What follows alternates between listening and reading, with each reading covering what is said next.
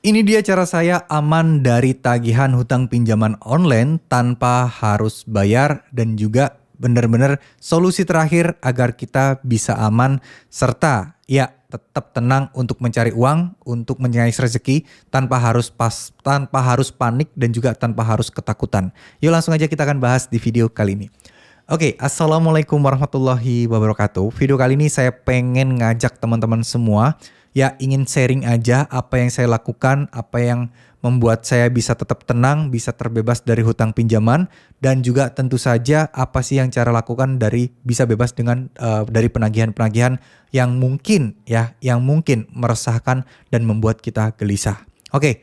Pertama-tama yang harus saya ketahui adalah saya mencari tahu dulu resiko dan juga bagaimana sih karakteristik sebuah aplikasi pinjaman online tersebut, cara penagihannya.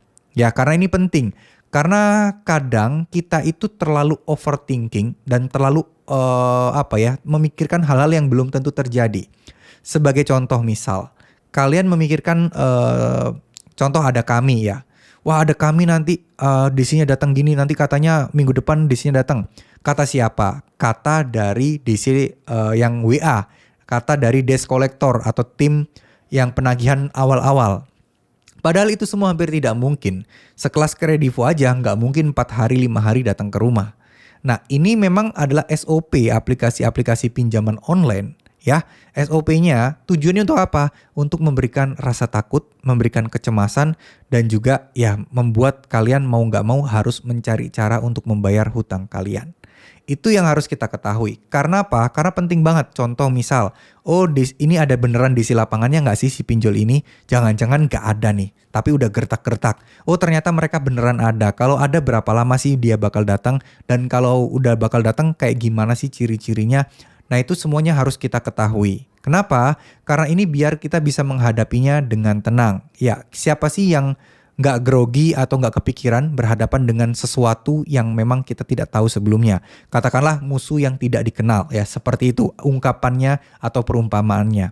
Nah, setelah saya mengetahui resiko-resikonya apa, terus kemudian secara hukum itu juga apa, dan semuanya istilahnya udah ketahuan tuh resikonya apa. Yaitu yang terberat saat itu yang saya ketahui adalah slik OJK. Dimana kalau slik OJK bermasalah, menurut saya pribadi, wah, kalau memang tidak butuh uang dan tidak butuh pinjaman dan nggak mau nyicil-nyicil barang lagi atau nggak mau nyicil rumah, ya slik OJK bukan sesuatu yang masalah. Dan slik OJK bisa diperbaiki, bisa dibenerin, bisa dirapiin lagi ya. Cuman masalahnya adalah kalian kapan waktunya. Nah, oleh karena itu saya pengen saranin ke teman-teman, udah nggak usah mikir kapan waktunya, kapan bisa nyelesain OJK dan lain sebagainya, nggak usah.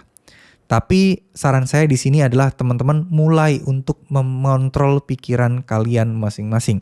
Karena seperti yang saya bilang tadi, pikiran kita itu terlalu liar kadang, terlalu memikirkan hal-hal yang belum tentu terjadi, belum tentu kejadian, tapi kita udah pikirkan mati-matian. Dan ujung-ujungnya apa? Stres sendiri, ujung-ujungnya nggak bisa kerja, ujung-ujungnya panik dan lain sebagainya. Nah, tentu hal seperti ini akan selalu mendatangkan sesuatu yang menakutkan dan membuat kalian stres.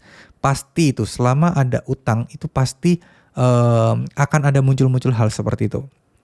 Nah, sekarang apa yang harus saya lakukan adalah selanjutnya setelah mengetahui resiko dan juga mencari celah-celah solusi, yang saya lakukan adalah mulai bersikap pasrah dan cuek. Apapun yang disampaikan oleh oknum di si pinjol itu nggak mentah-mentah saya percaya. Saya biarkan aja. Karena mikirnya gini loh.